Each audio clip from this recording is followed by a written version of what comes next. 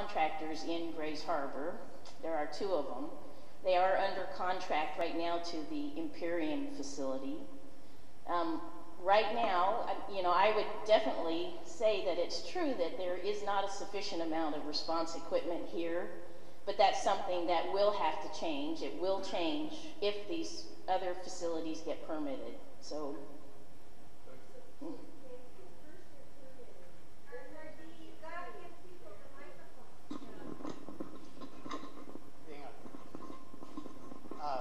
Let me before I take your question, let me take this question. Well, my question was actually part of the same discussion. I mean, first of all, I appreciate what you guys do, setting up the regulations, making sure there's a plan in place.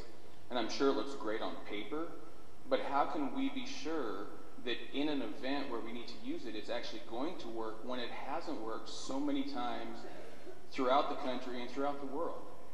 I mean,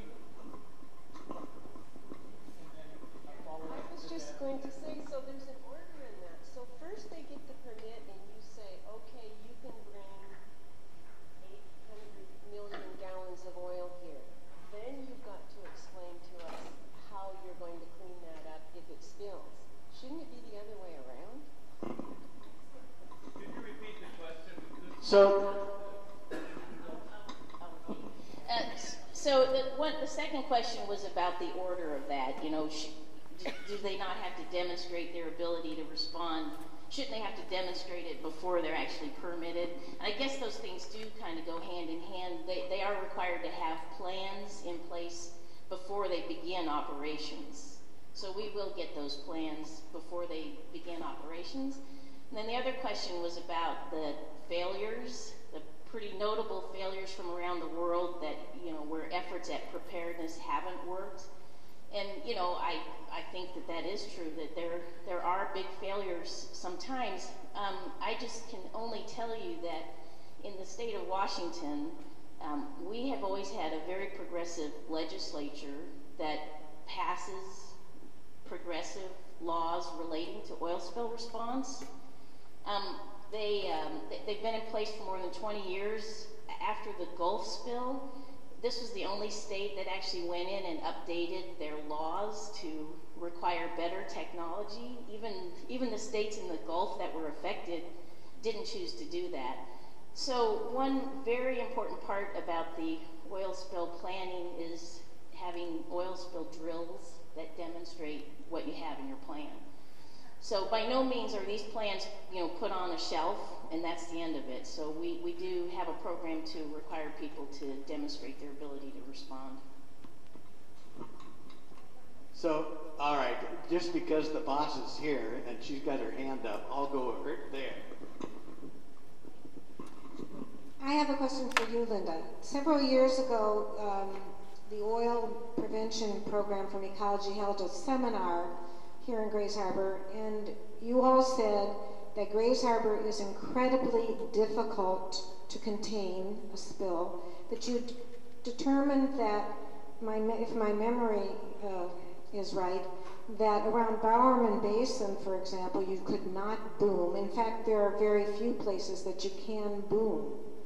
So doesn't that kind of negate, what would we do if it's so difficult in Grays Harbor if and when a spill happens with those billions and millions of gallons of crude?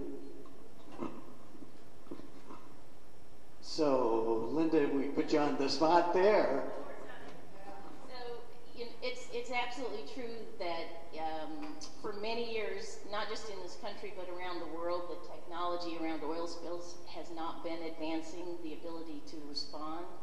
And it is particularly difficult in Grays Harbor, although you could say the same about the places where the refineries are too. So one of the advances in the new law that the legislature passed is to specifically require equipment that is the best technology and that is particularly effective in areas of high current. So we just completed a rulemaking from that law that got passed, and we have added new regulations for Grays Harbor to specifically make sure that highly effective equipment in high currents will be staged here. So, you know, as that rule gets implemented and if these facilities get permitted and they come on board, they will have to step up to better technology. And then the last thing, I think that the event you were talking about is a meeting that we came out and talked about our response strategies, the geographic response plans. We currently do have the Grays Harbor plan open, so I'll make sure that I tell you about the opportunities to comment on it. Because that's where we go into a geographic area and, you know, pick out and pre-identify strategies, and we specify equipment and, you know, look for effective ways to respond, and that sort of gets at that environmental protection that you're talking about. The other thing that'll be really important for you to pay attention to are the prevention measures that the facilities put in place, and in particular, their ability to pre-boom oil transfers. So that's another place where we lead the country in that requirement, and it has been a real game changer when it comes to mitigating or preventing damages from oil spills.